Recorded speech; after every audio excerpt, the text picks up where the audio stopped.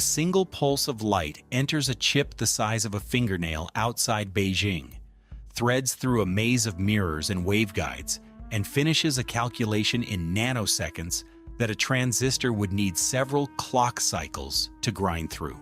Look closer at that chip and you will not find a single one of the smallest, most advanced transistors China is currently barred from manufacturing. So why would China pour sustained money into unproven light-based computing while it is still locked out of the leading-edge silicon everyone else is racing on, choosing a race it might not win over the one it is already losing? Here is the case in one line.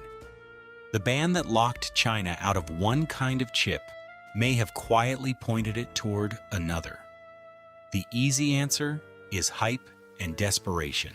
China's leading domestic chip makers remain, by most accounts, several process generations behind the global leading edge, and export controls restrict access to the extreme ultraviolet lithography machines needed to close that gap.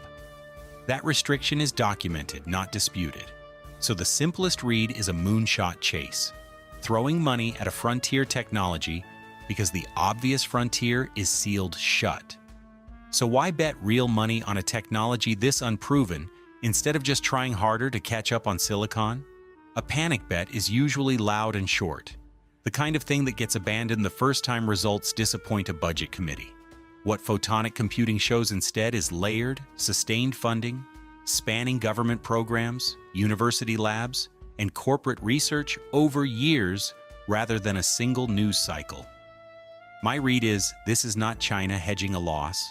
It is China declining to play a game whose scoring rules it does not control. So why bet real money on a technology this unproven instead of just trying harder to catch up on silicon? A second answer goes deeper. Call it a leapfrog play. Skipping the generation you cannot win and landing directly on the one after it. The way some economies skipped landline phones and went straight to mobile networks. Photonic and optical computing prototypes have already shown real speed and energy advantages on specific workloads, particularly matrix multiplication, the core operation inside artificial intelligence training. Those are the company's own claims, not yet independently benchmarked at scale, so treat the numbers as promising rather than proven. But leapfrogs only work when the layer underneath the jump is solid. Photonic computing still depends on packaging, integration, and fabrication techniques that remain immature everywhere, not just inside China.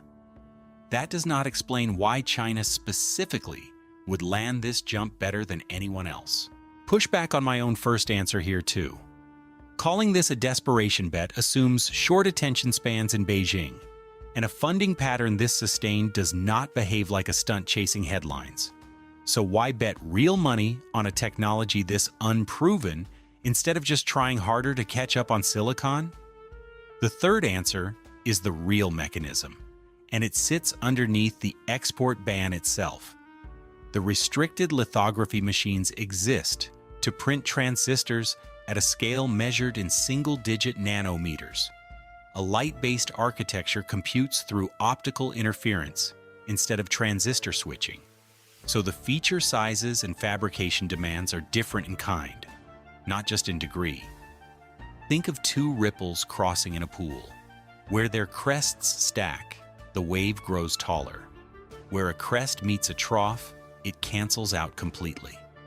That stacking and canceling is itself a calculation, performed by the water with nothing switching at all. Photonic chips lean on that same physics: light instead of ripples, interference instead of switches. The machine China cannot buy was built to guard a door that this architecture mostly walks around. Picture the gap in physical terms. The transistor features companies abroad already manufacture are routinely compared to a few strands of human deoxyribonucleic acid wound side by side. China's best mass-produced equivalents sit at a noticeably coarser scale, closer to threading a needle wearing the wrong prescription glasses instead of with your eyes open. Both can thread it. One does it with almost no margin for error. That margin is exactly what the export controls were built to protect. and it is exactly what a light-based architecture does not need in the same way. Even here, the honest caveat matters. Not needing the same tool is not the same as matching silicon's performance, and that tension is the one this story has to sit inside rather than resolve away. Follow that one beam of light through the actual computing step. It enters the chip carrying a value encoded in its intensity, splits across a network of waveguides, and where two paths recombine, their interference performs a multiplication instantly, the optical equivalent of those crossing ripples settling into a single answer. No electrons switch states to get there.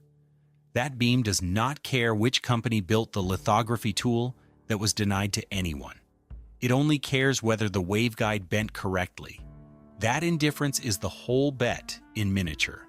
Now the honest turn, because both sides of this story are partly wrong. The bullish case says if photonic architectures mature for the large matrix operations central to artificial intelligence training, China gains a credible compute path the current lithography blockade simply does not touch, no matter how tightly it closes. The bearish case says optical computing remains, by most outside accounts, years from general-purpose use, narrow in which operations it accelerates, and still dependent on conventional electronics for memory, control logic, and input and output. It may never replace silicon broadly, only assist it in pockets. Hold both of those at once and a sharper sentence forms. This was never a bet to outbuild silicon. It is a bet to make the part of silicon China cannot build stop being the part that decides the outcome. Here is my honest hypothesis, offered as a test rather than a fact. Photonic computing may end up mattering less because it beats silicon outright, and more because it makes one specific blockade pointless. That is a narrower win than winning the broader race for artificial intelligence chips, but narrower does not mean smaller. It might be the more useful prize, which means the question this video opened with was slightly the wrong one. The real question was never whether light-based chips can beat silicon chips. The better question is, what happens to a blockade once the thing it blocks stops being the thing that matters? And the answer is unglamorous but precise. The blockade does not fail. It simply stops being asked the question it was built to answer. My plain read, for what it is worth, is that this looks less like a race. China is trying to win, and more like a board. China is trying to stop playing on someone else's terms. Quieter than the headlines about chip bans usually allow for, and more patient too. That one beam of light, still threading its way through a chip with no banned transistors anywhere in sight, is the whole argument made physical. A lock does not just keep something out, it tells you what was worth sealing in the first place.